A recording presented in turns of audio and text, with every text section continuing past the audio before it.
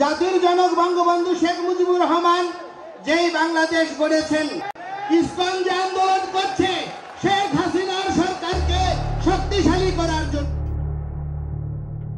বিতর্কিত ও উগ্র ধর্মীয় সংগঠন ইসকন আবারও সক্রিয় হয়ে উঠেছে, তবে এবার নতুন কৌশলে। এবার তারা সরাসরি নিজেদের নামে নয়, বরং রামসেনা, শিবসেনা, হিন্দু মহাজোট, জাগো হিন্দু পরিষদ, জন্মাষ্টমী পরিষদ সহ একাধিক নাম সর্বস্ব সংগঠনের ব্যানারে দেশব্যাপী সংগঠিত হচ্ছে। এতে নেতৃত্ব দিচ্ছে আওয়ামী লীগ ও তাদের অঙ্গ সংগঠনের প্রভাবশালী নেতাকর্মীরা, যারা এখন ধর্মীয় আবরণের আড়ালে রাজনৈতিক প্রভাব বিস্তারের চেষ্টা চালাচ্ছেন।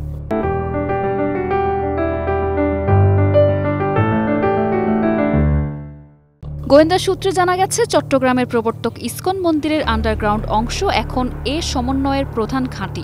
এখানে নিয়মিত বৈঠক করছে দেশি বিদেশি ইসকন নেতারা, বিশেষ করে ভারতের কলকাতা ও ত্রিপুরা থেকে পলাতক আওয়ামীপন্থী নেতারা ভিডিও কনফারেন্সের নির্দেশনা দিচ্ছেন। ইতোমধ্যে অন্তত ১৩টি সংগঠনের নামে ১,০০০-এরও বেশি কমিটি গঠন করা হয়েছে, যার প্রভাব ছড়িয়ে পড়েছে ৬৪ জেলার ৪৯৫টি উপজেলায়। ইসকনের সদস্যরা এখন আর গেরুয়া পোশাকে নয়, সাধারণ ভক্তের বেশে উৎসব আয়োজন ও ধর্মীয় মেলাগুলোতে সক্রিয় ভূমিকা নিচ্ছেন, যাতে সন্দেহ এড়ানো যায়। সীতাকুণ্ডের শিব চতুর্দশী মেলা ও জন্মাষ্টমীর র্যালিতে চিন্ময়ের মুক্তি চাই লেখা প্ল্যাকার্ড প্রদর্শনের ঘটনাকে গোয়েন্দারা এ নতুন কৌশলের প্রথম নিদর্শন হিসেবে চিহ্নিত করেছেন। বিশেষত চট্টগ্রামের জন্মাষ্টমী উদযাপন পরিষদ এখন ইসকন ঘনিষ্ঠ নেতাদের দখলে। এখানে নেতৃত্বে রয়েছেন চন্দন কুমার, বিপ্লব পার্থ, আর কে দাস, কাজল দাস, নিখিল নাথ ও রতন আচার্য, যাদের অনেকে একযোগে আওয়ামী লীগ ও ইসকনের সদস্য। সূত্র জানায়, এসব বৈঠকে ভার্চুয়ালি অংশ নিচ্ছেন সাবেক শিক্ষামন্ত্রী মহিবুল হাসান চৌধুরী নওফেল ও সাবেক তথ্যমন্ত্রী হাসান মাহমুদ।